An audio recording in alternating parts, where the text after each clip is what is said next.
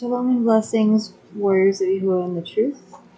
I haven't been feeling well for the last few days, but I'm starting to feel a little bit better today. I'm still a bit tired. I ended up sleeping in until 10, but I had to scramble last night because my teacher didn't get back to me about when I told him I wasn't feeling well. So I had to stay up and get my essay done, and I wasn't able to get to bed till midnight. But we are on, one second here, Magisterium, video number 26, introducing the Nicolaitans. How to handle Enoch. I know a lot of us have different opinions on Enoch. I feel like there's a lot of knowledge in Enoch that's important, that it was removed for a reason. But let's see what our beloved brother Lou has to say about Enoch. Okay. It's best to avoid divisions and those who engage in useless arguments. 2 Timothy 2:16 and 2:23, Romans 16:17, Titus 3:9, and Galatians 5:15. The apocryphal books have unique problems, but the most important one is their prominence. When, where, and who are serious concerns. Yehuda and Kepha, Jude and Peter quote from the actual words of Enoch and call him a prophet. The Christian translations of the apocryphal books have anachronistic problems and terms as well. Because of all the divisiveness the apocryphal books are causing, Lou contends with what he read about, or what they read about Enoch's writings from Yehuda or Jude 1:14 and Kepha 2 Peter 1:21. These two first followers of Yahusha confirmed that this pre-deluge obedient one existed, and both warn us of those who cause divisions among the followers of Yahusha in the last days. The main point about Enoch and the Nazarene writings is overlooked, and they argue over how many days are in a pre-deluge year. Bereshit or Genesis 5:24 distinguishes Enoch or Canon as exceptionally obedient, and his life contrasts with the catastrophic end of those who are disobedient. What is Catholicism? A belief in one God in 3 persons, according to Athanasius of Alexandria. What I learned in the Christian worldview class was that they said he was 3 separate entities or 3 separate beings in one God, which I found very confusing.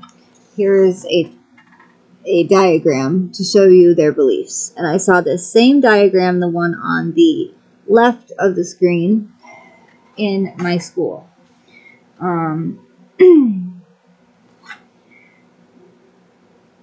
Identity confusion of the 3rd kind is the next section.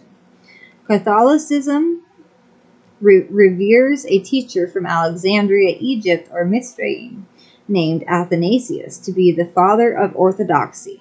Orthodoxy literally means upright teaching. Nazarene believe the father of upright teaching to be the Ruach HaKodesh. At the age of 27, Athanasius attended the infamous Nicene Council, called by Constantine in 325 CE. His dissertation made Trinitarianism the prevailing teaching, defeating the oneness teaching of Arius. Arius was labeled a heretic afterwards. The writings of Athanasius define Catholicism to be founded on the belief in one God in 3 persons. This phrase was incorporated into the Roman Catholics' Nicene Creed, which I saw in my Christian worldview class as well, due to the persuasion of the 27-year-old Athanasius of Alexandria in 325 CE. The best explanation of Yahusha's identity is his claim to be the Aleph, Tau, and Al Shaddai, Revelation 1:8. Luke 10:22 says, only Yahusha reveals the knowledge to an individual. The leaven of men's teachings confuse us with Hinduism's trinities: creator, preserver, destroyer. Brahma, Vishnu, Shiva. We believe Yahuah is one. In the scriptures, I believe it's 48, around 48 or 50 something times where it says I am one, or I am one with the Father. So I don't see how they don't believe he's one. Okay, we believe Yahuah is one. Even demons believe this and tremble. Philip asked Yahusha to show them the Father, Yehuchanan 14. And Yahusha told him, he who has seen me has seen the Father. Right there. That right there tells me that he is one. Wanted for outlawing Shabbat, Constantine I, and the murderer of his wife and son may be demonically possessed. And they made a statue of him as well. Definition of Constantine's Christianity. Her priests have done violence to my Torah, and they profane my Kodesh things. They have not distinguished between the Kodesh and the profane. Nor have they made known the difference between the clean and the unclean. And they have hidden their eyes from my Shabbatooth, and I am profaned in their midst.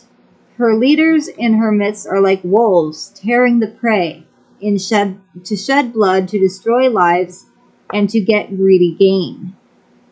And her prophets have coated them with whitewash, seeing a malicious vision and divining a lie for them, saying, thus said Adonai Yahuah, when Yahuah had not spoken, the people of the land with extortion, and caused oppression, and committed robbery, and have oppressed the poor and needy, and they oppressed the stranger without lawfulness. And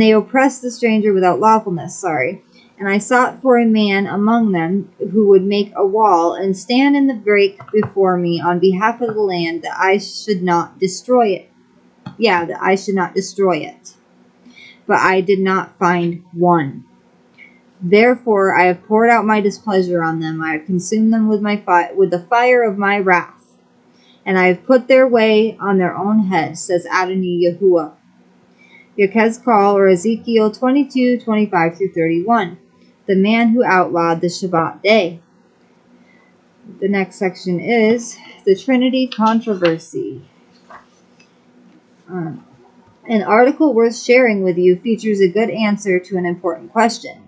It is quoted with parenthetical corrections of terms. From gotquestions.org. Article title, Why did Calvin have Michael Servetus burned at the stake for heresy? Begin quote. In his denial of the Trinity, Servetus was seen as a heretic by Catholics and Protestants alike. John Calvin briefly corresponded with Servetus, but broke off all communication after the first few letters, as it was apparent that Servetus was unyielding in his denial of the Trinity. In 1552, the Spanish Inquisition took action against Servetus, but he escaped their hands. Later, the French Inquisition declared Servetus worthy of death, or anathema, but had to burn him in effigy due to his escape. In August 1553, Servetus traveled to Geneva, where he was recognized and at Calvin's request was imprisoned by the city magistrates. The trial of Michael Servetus lasted through October, at which time the Council of Geneva condemned him to death. Servetus was burned at the stake on October 27, 1553. The Calvinists and the Catholics both wanted him dead, but the Calvinists got to him first. The condemnation and death of Michael Servetus has been a black mark on John Calvin's record for centuries. Was the burning of Servetus justified, or was it cold-blooded murder? Elohim Yahuah will judge. In contemplating the history of Calvin and Servetus, it is good to remember the following facts. The laws in Switzerland made heresy punishable by death. Servetus death was thus justified in the eyes of the Geneva Council, plus the councils of Bernay, Zurich, Basel, and Schaffhausen were consulted, and they all encouraged the verdict and punishment. Calvin agreed with the sentence of death passed on Servetus. However, he urged that in mercy Servetus be executed by the sword, not by burning. The council rejected his suggestion.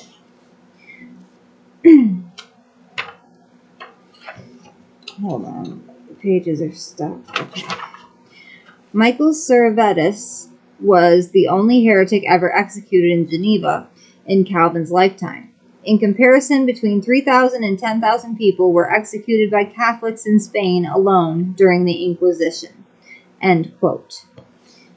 Next time we will be reading the Magisterium. What should we call ourselves? Identify a tree by its fruit. The Trinity Stronghold YouTube video. Messenger of the Covenant. Spiritual bullying happens. Is Hashem the Redeemer? In the name of God?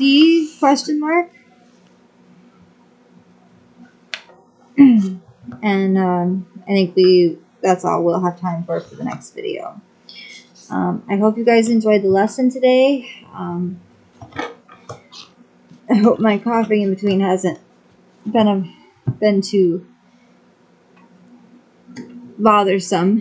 I am still not feeling the greatest, but I felt like I needed to come back on and start making some more videos to spread the truth, because time is short, as it does say in the scriptures. In the end times, time is definitely short. Even though we don't know the day nor the hour, we know that time is short when we see all of this stuff, all of this blasphemous stuff going on around us. The things that I've seen lately in my town has shown me that we are close. Very close. The sins of the people, and people, like, I didn't even know that our town was still the way it was when I was a teenager. But it's way worse than it was when I was a teenager and in my early 20s. So, we have to be very careful, and we have to try to keep ourselves safe. Yahuah will protect us. I love you all with an everlasting love. Shalom and blessings, warriors of Yahuah and the truth.